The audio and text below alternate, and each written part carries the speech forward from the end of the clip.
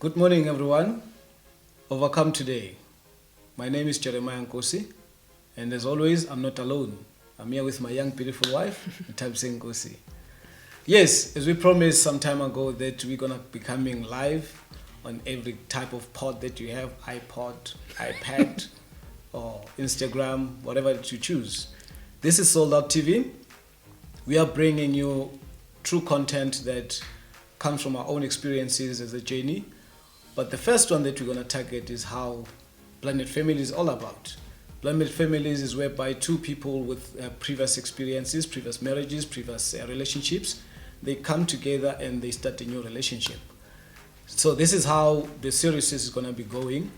And we will learn and we will teach. But however, from your side, we expect you to ask us any question. You can send it on chat or however way, then you can respond to it. And I know I can't say everything because she has to open her mouth and say something else. Yes, like my husband mentioned, it's about blended families. How this whole concept came about is that, like he mentioned, we have a blended family. Therefore, we realize that there are a lot of families out there that have children from previous marriages or previous relationships. And there's a bit of a struggle on how to make the marriage work and how to make sure that all the children within the family feel like they belong to the family, because when they're not from both parents, they can feel a bit like they're a bit of an outcast. But now the way the parents relate and have a relationship with the children can make them feel comfortable, in also the relationship with the other parents that are not in the marriage. Therefore, we said, let's talk about our experiences, the challenges that we had, and how others can learn from us. And this is interactive. When you have any questions, please do send through your questions, comment, inbox. If you feel that it's a bit personal, we'll make sure that we do our best to answer all your questions. Yes, before we even get to challenges, the first challenge is that how we met, and it's a very challenging thing to meet such a young, beautiful woman, and you need to try and make life with her. Yes, when we met, where did we meet? We met at we met in a meeting. There was a meeting that I was attending, and as chatting in the meeting, then I was called to say, look, there's someone that you need to come and meet outside by the person, the secretary of the meeting. So when I went outside to meet this person, there was this long, very tall, very tall lady with a weave. I can even remember she was wearing boots, jeans. I was like, okay, guys, this is not my part. I'm not going to deal with this lady, because this lady is going to make me to settle down. I ain't ready to settle down. Then I left them. And that's how I saw her, and I ran away from that day. Okay. Yeah, I met him, but at that time, I didn't, the way he explained it, they said, this is the chairperson, please meet him since you want to join this organization. And that's how that's how it ended with me. But one thing that I remember looking back is that while the meeting was proceeding, I was sitting with the secretary of that organization. And then this guy kept looking back, but it was different then because he had a suit when he met me. And then when he was sitting in front, he just had a white shirt. But I understood that he was busy trying to speak to the secretary, but now later as we speak is that he was giving a warning to the secretary that no one must touch that lady. So, but all these things were going on. I noticed the attention, but I didn't pick up much from it. Then years went by. Yes, as time went by, unfortunately, the truth had to come out of one's feelings. How do you feel about this person? But coming from a different faith at the time, and I must share this openly, that at that time I was a Muslim. So how do you approach a Christian-looking lady when you're a Muslim? So how do you even talk about the religion at the time? But that's one of the obstacles that we had to overcome before even talking about love, because every love is, the foundation of love is based on what one believes. Then that is where she had to take over and make sure that I move. Yep. Yes, fast forwarding to us eventually being together, it was a bit of a controversial journey, but I think that is a topic for another, because that requires a whole episode by itself. And also through that process, a lot of people will learn, because now we are in the faith, we are deep believers and Christian, but then he was in another faith and I was not really so much of a born again. So from meeting while you're still in the world and eventually now coming together, and both of you are in different faith, even though I was not a deep born again, but I was Christian and my family was also Christian. And them having a daughter that is now wanting to be together with a Muslim, and you know, the Muslim faith is not very popular in the black community. We hear a lot of stories about them bombing each other, so it was very shocking to my family. Like, this man wants to take our child and take it and go sacrifice her. You know, things like it can be very scary for a parent when a child brings someone who's from a different faith or a different culture or a different race. So therefore, it was that was the first challenge that we had to go through to eventually get our parent understanding that yes, we are from different faiths, but the knowledge that you have about the other faith is not what is going to happen within this this relationship. It was not an easy thing. I don't want to lie. It took time, and I wouldn't say we were matured already enough to deal with that. I remember there was a time where now I decided to block out my family, which was not a right way to go about it, because now I'm putting more fear into them. They don't know how's their child, because we were staying here in Joburg. Next thing we moved to Cape Town, far away from them, no contact whatsoever, because they're against this relationship. And while growing up, you realize that that is not a way to deal with things, because parents love you and they have that fear, and you need to get to a point where you assure them. Yeah, you know, before we even get so far with family rejecting me, yes, I was rejected, but today I'm the best son-in-law. Yes. So there's beauty in being rejected. Very sensitive when it comes to my children. So I closed that door. I didn't want anyone close to my children. But when this lady came along, things became a problem. Then I had to bring myself out to say, I'm a father actually. I got children. Then I learned that she was a mother. So now, everything about us, as you can see us, I've shared with her recently, we've never dated without children. Because I don't know her without a child. She doesn't know me without children. So everything, us coming together, was not only for us.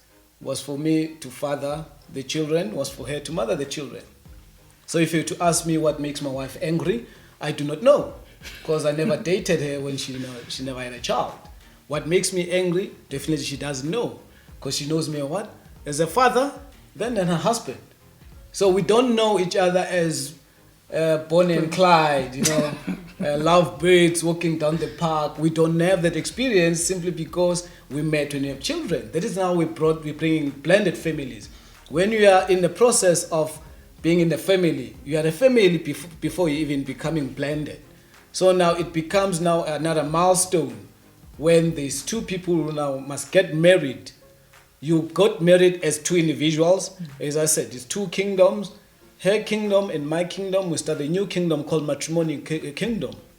But those two kingdoms, they come with their princesses and princes, you know, to this family. Extendedly, the parents. That is where now I got rejected. The Lobola story part one is the best one, because my family said, we're not going to pay full Lobola for this child. Because of what? Because I had a son. Yes. And you know, in the black cultures that when there's lobola, you come with a child, you're not, they didn't say I'm not pure, but basically when it's lobola, you come with a child, it's like you are not pure, you've been around. So we can't put all the full cows out. So it's a perspective that is around, and that a lot of young people who had previous marriages or previous relationship, it didn't work, but they had a child with it. Now having to introduce to the new parents-in-laws and the new parents, it becomes a bit difficult, because when during the negotiation and when it's brought up, it can also be a bit offensive to the other parents. Like, Yes. what do you mean? Does it mean there's something wrong with my child? But those are the type of hurdles our parents had to go through. Yep. Because in everything, in us being together, it was not just us. It was us, our children, and our parents, and sisters and brothers. Oh. Everyone has to understand this thing that is happening, which is not so common. But it was a step, getting parents understanding what is happening, because at the end of the day, we need them to make this official. But the first Lobola meeting, it was not... It collapsed. It didn't go so well. It was so bad. That I even came home and thought, you know what, this is not going to work. I even remember I blamed him. I said, how can your dad say this? And then now also my dad, it was... when parents are not agreeing, it came to us. To us now. So we now started thinking maybe not him, but me. I was like, maybe this thing is not meant to be. Maybe we are forcing things. I mean, does it mean the way the meeting went, things are not going to work out? Yeah. How did you feel when I came home? Because I had to travel back home to Pretoria, where the negotiations were taking place. And flying back, and I must go back to this man. And this meeting, this Lobola meeting that we were so excited about, just went haywire. And yeah, how did you receive me when I came back? Actually, before she even landed, I already got the report that uyabona abamfundi nalo makoti, it was so bad that I had to now try and find myself. I went back to my own faith at the time to say, how do I now go about making sure that I'm acceptable? Firstly, I have children. Secondly, my parents don't see my wife as fit enough that she can get the full diary, full lobola, as we call it. So when she arrived, we had to deal with it. Then I had to tell her that, look, me, I ain't going nowhere. With or without, I'm marrying you, But unfortunately, that we had to now convince the parents to say, look, we are not here for now. Yes, we made mistakes in our previous marriages, but now we're not going to make the same mistakes. We are here to learn. We are here to bring more grandchildren to you. So now what happened is that the second time around, we had to come together to Gauteng together from Cape Town and set down our parents to say, look, we are going ahead with this, and please accept us the way it is. We need your blessing. It's only then now the negotiations took a different shape. Then, because I was close by to speak to my dad and my mom to say, look, don't say this, say this. Don't say that, say this. She was close to her parents. So we found an amicable solution. But what struck me at the time, of which I'll keep back on my mind forever, is that we as children can never do anything without the parents. No matter what, no matter how lovely we are, how lovey-dovey we are, because our children first mingled. They accepted each other as brothers and sisters. But now that is not enough. You still need your parents. Like the Bible says, honor your mother and father so that your life, your years can be longer. If there's that friction between your parents, for a period of time when we were in Cape Town, there was that friction, and you feel like something is missing. You are happy today and you're thinking, but how do I share this with my parents? And it does come to a point where it affects you. So my advice to those who are in relationships and that the parents are against it, my advice would be that do your best to assure them of the love that you have for each other. Do your best to assure them that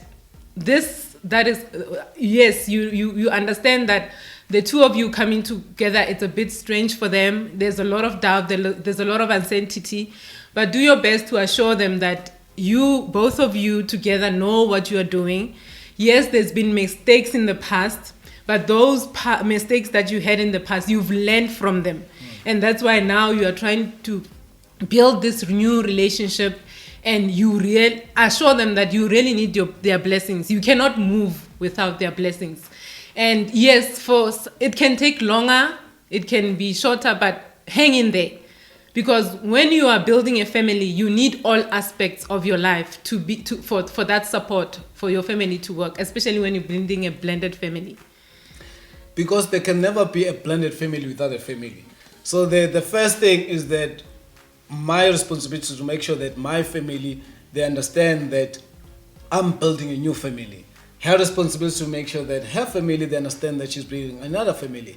So now, as grandparents, they need to now take into account that they've got more grandchildren than what they expected. You know, I call myself, I'm a bonus father, because now I didn't have to go struggle with raising a child, but now I've got another child. So now, the difficulties that we face in a society is that these issues are not spoken about.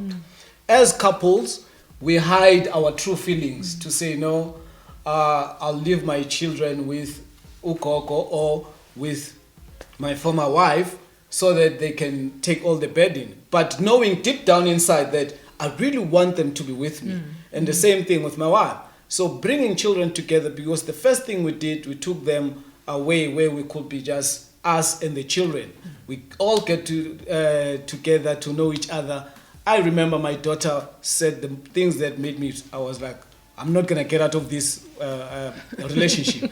She said to my wife, I want you to be my mother. I was like, girl, you meet this one for the first time. Now you wanted to mother you. Do you realize that I must now pay lobola? I must now take this son to be your brother. Now I must deal with all this thing. So these are the true feelings that we need to express. Same thing with the children. If my daughter did not assure me that, look, I need this one to be my mother, I wasn't going to know what to do. I was going to be tiptoeing around the two of them. The elder son, Wes, you know, because he's very old. He's 22 this year now. If he says, Dad, I think she's quite cool. We can live with her. So without that assurance, then you end up making mistakes. And I thank God that we have children that were open-minded. Whatever they didn't want, they're straightforward. They just say, look, we don't want this. More especially when she goes into Tswana, because she speaks Tswana. I know. Myself, I don't understand. My daughter don't understand. Mommy's just getting ghetto now, so we don't understand what is wrong with her. But yes, family is family before it becomes blended. So all the challenges that we went through is educational to us.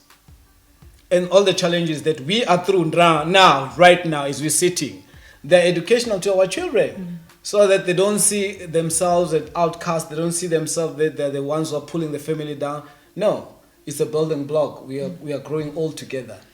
Did you just say that? Definitely. And I like what you said, that it's a family before it becomes a blended family. Because the mistake we do is that when we are in love, we tend to have a feeling like we are in love, it doesn't matter what anybody says, we're going to do this. But there's a danger in that you cannot, God did not create us to live in silos and to just, that's why they say a marriage builds a community. So for you to be in marriage, you need a community to build. So you cannot build a community while you're on your own.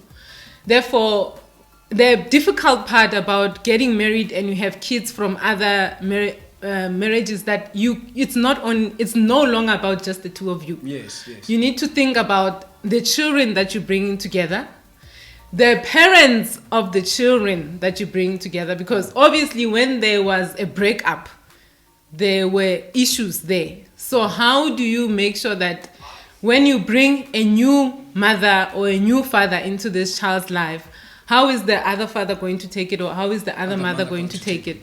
Then it's your parents. So before you can just act and do what you want, you need it's so difficult because now you're in love, you want to be in honeymoon.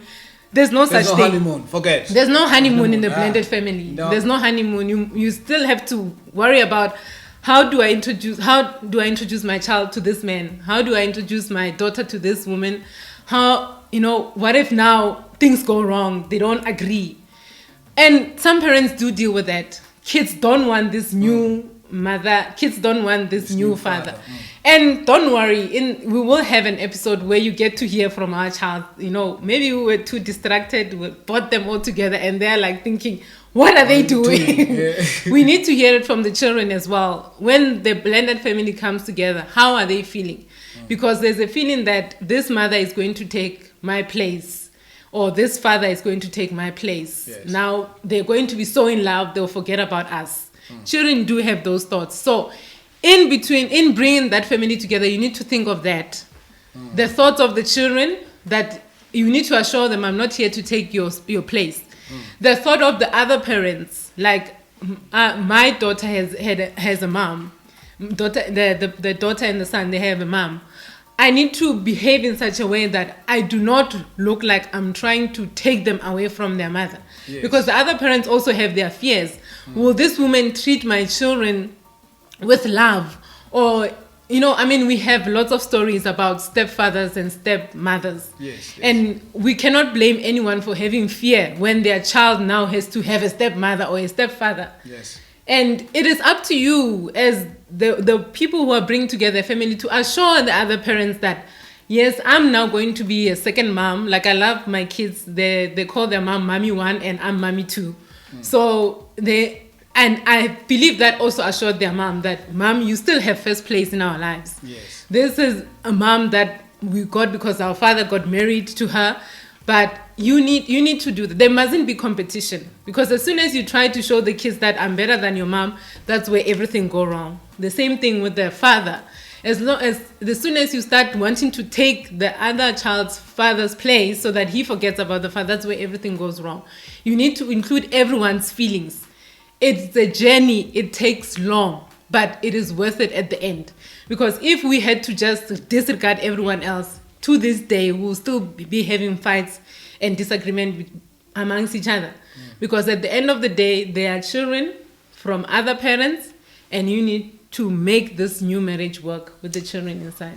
You know, the sad reality is that as a father, looking at my son's father, this is where now things become complicated, is that it took us, the two of us, a very long time to actually get along. Yeah, I was hoping I wasn't gonna cry, but yeah, as a father, every son needs a father. So for me, in as much as I was raising our son together, I always longed that he will have a solid relationship with his father. I remember I had to plea and cry and request that he comes to Cape Town and see his son. It was difficult for me because our son never had that close relationship with the father, and I blamed myself for it. Yes, being married is nice, being in love is nice, but this is not an ordinary marriage. You know, there's a child involved, a son for that matter, and I'm a father who happened to be a son. So if I don't have my father with me to guide me through, it doesn't matter that the stepfather is there. That's what he is. He is a stepfather. He's not. So we had to try and make that relationship work. The first time he came to Cape Town, I was so happy. It was difficult to take my son to him because I didn't know how he was going to react. But yeah, it assured me that whatever fathering I'm trying to do is acceptable. Until the day he brought him back. The day he brought him back, when I had a chat with my son, our son, he said, actually, Daddy, he said he's happy that you are my daddy. You know, that was the beginning of a journey of a father and son relationship. So going forward, we started now having this open relationship about how to raise this son together. Me with him and the other father remotely. when it was visits, because you had to go leave a province to another province, we planned it together to say, look, dude, you can come now. You know, I don't have means. Can you come alone? So blended family, in our case, our children had to fly at a very young age on their own, so that they can be with their other parents, because you cannot deprive them of that. So our son, it was a traumatic experience for him. The first time. First time. But I've healed from the blaming myself, because I thought that if anything happens to this boy in this airplane alone, I'll never forgive myself. I remember one day I had to pick him up from the airport. He was still wearing pajamas and a gown. I was like, oh God, was I really that bad? But thank God today, we have a very good relationship as blended parents. We discuss the progress of our children together, the challenges we face, more especially the sons. I know I need my father all the time. No matter how old I am, I still need my dad.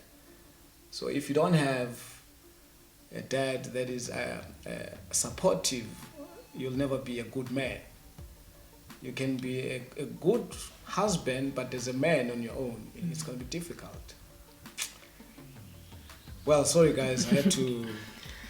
And on that note, talking to the fathers, I know there's a lot of fathers that are struggling to have access to their children because the hurt that they have caused on their ex-wife, former wives, or former women. And it is difficult when there's so much hate, there's bitterness. I would like to say to fathers, don't give up, because I think most fathers give up easily. And the person who's going to get hurt the most is not the mother who's refusing you to have the child, is actually the child. Yeah. Fight on your knees. You know, pray for God to soften the former wife's heart, or your former girlfriend, your former partner. Pray. You need to fight on your knees. It's only God that can help you through that difficult time, because every child needs a present father. And to the mothers who are denying the father their rightful rights, yes, we understand you are hurt, and no one can take away that hurt, and the person has caused you hurt. But the person who's going to suffer the most with you refusing your son or daughter to have the relationship with the father is your child, because they will grow up longing for that father, grow up longing for them, just to talk to them. It goes beyond just money. I know it's difficult when you're raising your child and this man, you had the child together, but he's not even giving money. But your child does not worry about money. He just wants them to be present. There are things that he wants to share with the father that she or he can't share with you. Therefore, soften your heart. Pray for God to place forgiveness in your heart, to say, I will forgive this man for the sake of my daughter, for the sake of my son. Not to say that he can get away with what he's done to me, but for God, please help me to forgive so that my son can have a better future, or my daughter can have a better future with both of her or his parents being in his life. Therefore, it's not about the exes or the former lovers, it's about the child that you have created through that relationship. Yes, we need peace. In a blended family, it is not easy to get peace, because the peace that you have under one roof must overflow to where the children are. And acceptance, when the children are together, it can only be attained when there is peace. So in a blended family, I'll talk about my young beautiful wife. You cease to exist as a person. You stop existing, not for the sake. You stop to exist so that my wife can be happy Because remember, as a wife, she carries a more burden than me. She must mother these children. She must give birth to these children. She must make sure that these children, they succeed. My role is very simple, is to provide. But I can never provide if there is no peace. And I can never attain peace if there is no essentialism tools that I can use to attain that peace. Make sure that my wife is happy, the children are happy. When I cannot afford, guys, I cannot afford a holiday, so deal with it. I cannot afford this, deal with it. We need to be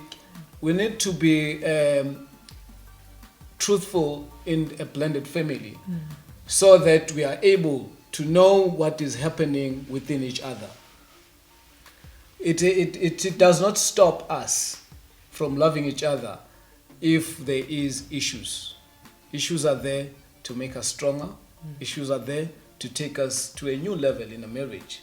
Now with blended family, the issues do not stop. They are continuous. But what is nice about it is that the more issues there are, is the more strong the family becomes. The more strong the family becomes, the more blended it becomes. You end up having, it's like putting fruits, you know. The smoothie, you won't tell the difference between apricot and banana. You just drink everything. What you were saying, that when there's no peace, it becomes really difficult. One thing is that me, as I'm coming into the relationship and my husband has a former wife, insecurities can cause the peace not to be in the home. Because sometimes you, as the new wife, you are a bit insecure about the former wife, that why are they communicating? Why, you want to try and suss out, like, is there a connection? Is there maybe issues that were not cleared out? It's true. It's there. You can be a new wife but still be insecure about the former wife, and then we get to a point where now you end up naming the former wife, these worldly names that she's the baby mama, she called today, she's asking for this and this and that. When you are a wife, the Bible talks about a prudent wife. When you come into a blended family, I don't want to lie to you, a woman that comes into a blended family is not for the faint-hearted. You need to have God by your side at all times. And the other mother might not be so comfortable with you coming into their children's life. Those are things you need to always be aware of. And prayer and asking for direction on how do I build a relationship with the mother of my daughter, because that is important. And not seeing her as the enemy, but see her as a friend. You are raising a daughter together. So you need to be partner moms in the new life, that in the daughter or the son that is in partner moms. Yes, you need to be partner moms. Don't see her as the enemy. Even if it means calling her without your husband knowing and say, please, let's have coffee together or let's have lunch together. The mistake that we do is that we take the other moms and we say, oh, the baby mama called again. Oh, the baby mama did this. Oh, the baby mama did this. Maybe try and bring them on your side. Meet with them for lunch.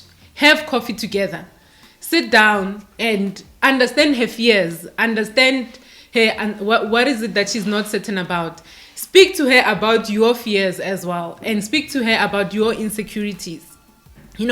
There's a lot of things that can be sorted out through a conversation of two adults just sitting together and talking about things. Because I remember, and the children long for that. Before I became close with my daughter's mom, my daughter asked me, sometimes you must just call mom and you guys sit down and just chat. Those are things our children long for the peace, so that they can be free. When she's with the mom, she can talk about me. When she's with me, she can talk about the mom.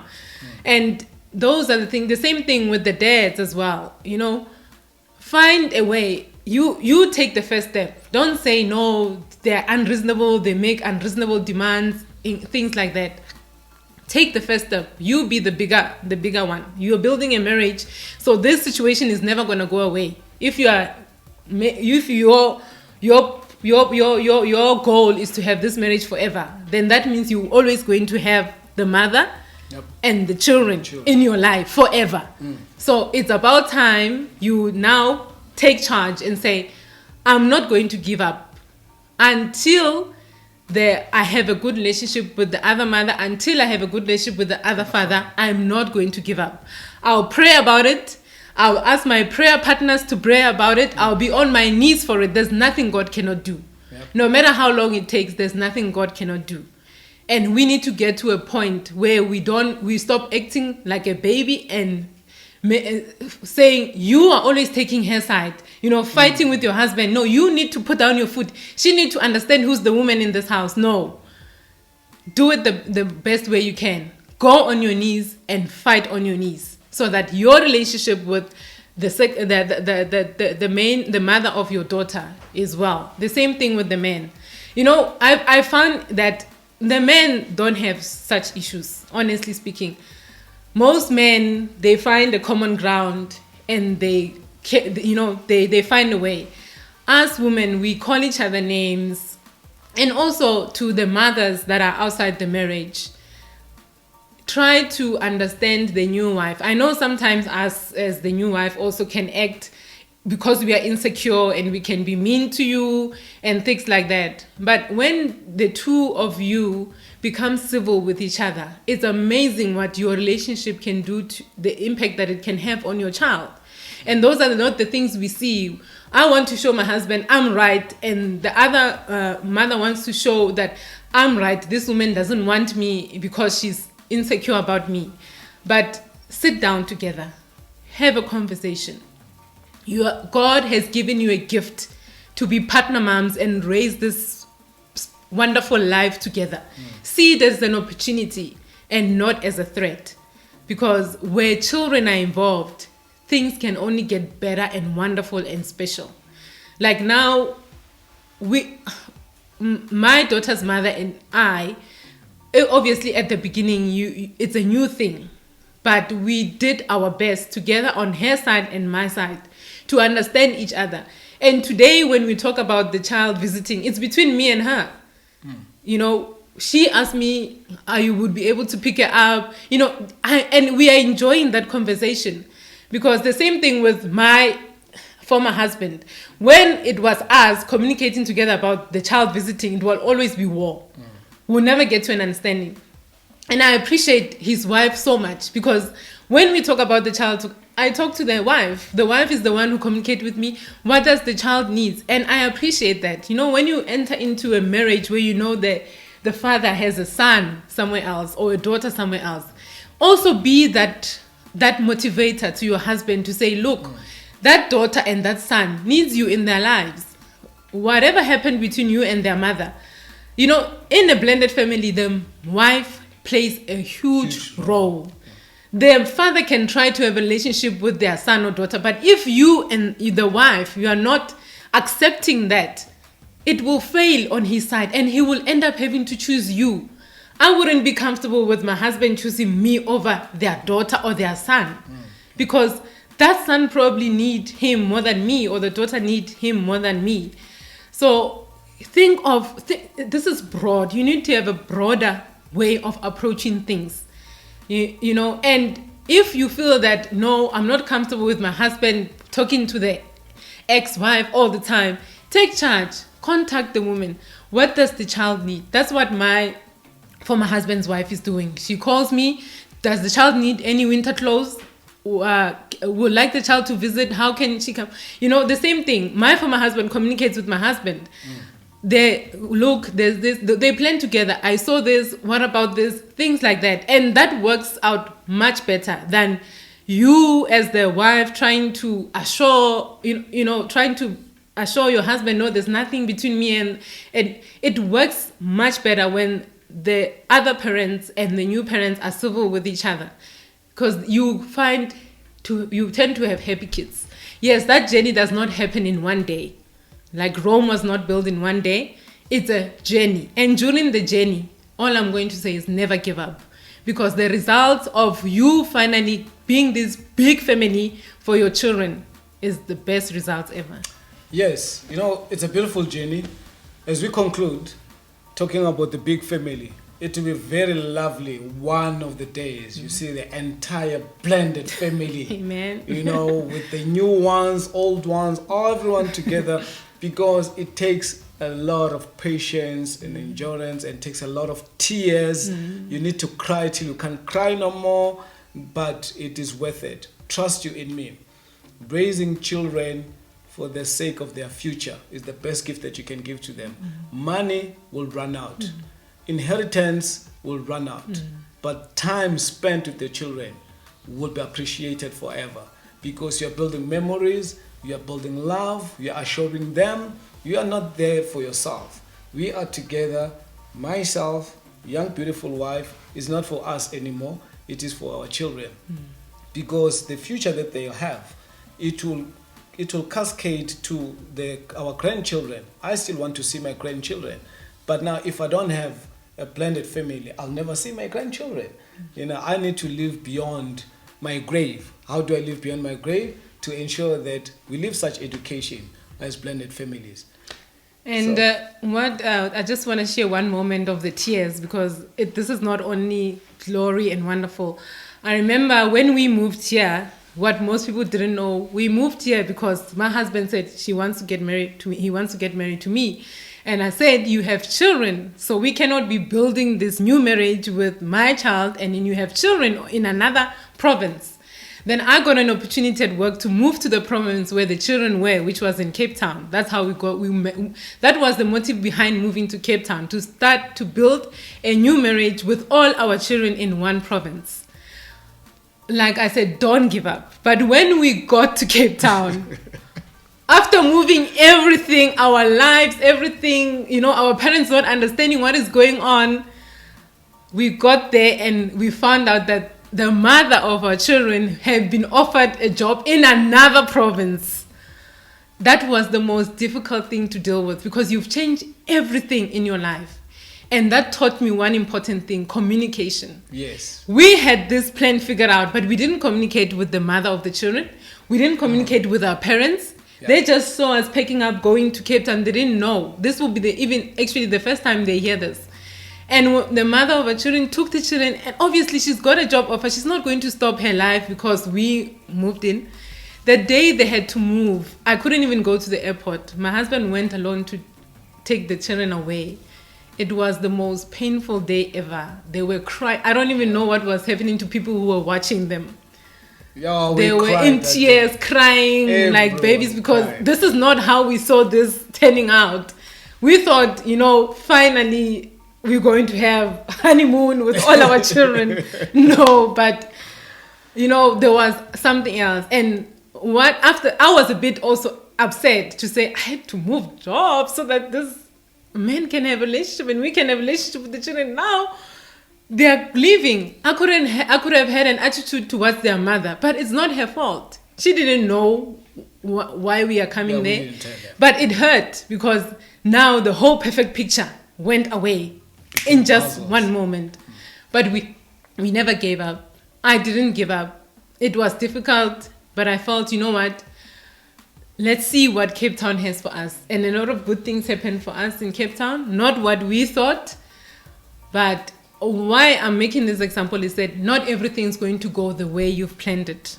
You might have certain great results in your mind, but it will not turn out that way. And do not blame anyone. It is just how God has made things to be. And through that challenge, He is building your resilience. Do you know what you're getting yourself into? Do you know what it means to be a stepmother? Do you know what it means to be a stepfather?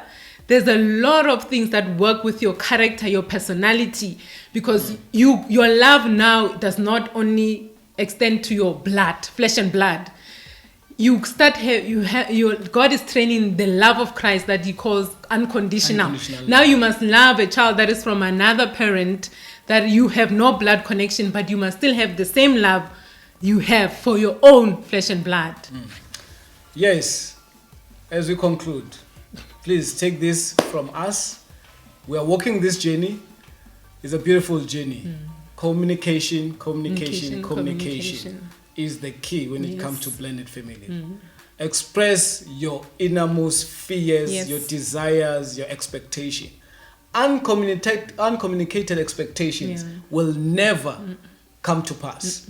Because whatever you expect, you don't share, it will never happen. But when I share my expectations, how I want to see the children, how I want to see my young, beautiful wife, I want her to remain young and beautiful. So I don't want children that's going to make her age. Therefore, I need to make sure that everyone is in good space. And trust you in me. God has a greater plan for us as families. No matter whether you have children or not, ask Abraham, he'll tell you. He had children even though he was old. So don't look at the family like, I don't have a child. You will have that child. So blended family is what makes us stand today. Without the family, can never be a blended family. So we will see you very soon as we talk about children. Yes. Children expressing themselves to you. What type of father am I? What type of mother she is? But for us, we wanted to share today how we met, the challenges to strengthen you, to strengthen your faith. But remember, on every speed hump that you come across with, it's just to strengthen your desire for God. Amen. It's just to prepare you for a new level in life. It's just to ensure that you overcome. You'll never be an overcomer unless you overcome something. And when you overcome, your life becomes anew every day. It becomes a good morning every day. So thank you for your time. Thank you for being with us. Yes, Thank you. We'll see you every Tuesdays from 7 p.m. till 8 p.m. Don't be late. Send us your comments. Send us your questions. Ask us raw questions. We'll answer them because God has used us as channels, as instruments to share the information of our journey to make sure that the violence ends within families. Once there is children, remember, you can never wish away children. You can never wish away marriage. It is there. Make it work as blended as it is. Last words? Thank you so much. Remember, love each other. The greatest of them all is love. Love each other. Love your husband. Love your wife, even when they're not lovable. Love your children. And love the other parents as well. Love, love, love. Put love before everything else. You'll be hurt. You'll be disappointed. You'll be confused. You get to a stage where you feel like giving up. But the love that burns inside of you will tell you, keep going, keep going. There's a bright future ahead of you. Thank you so much. We love you. Remember, you are great from the beginning. Continue to tune in to Sold Out TV every Tuesday from 7 p.m. We love you. Good night.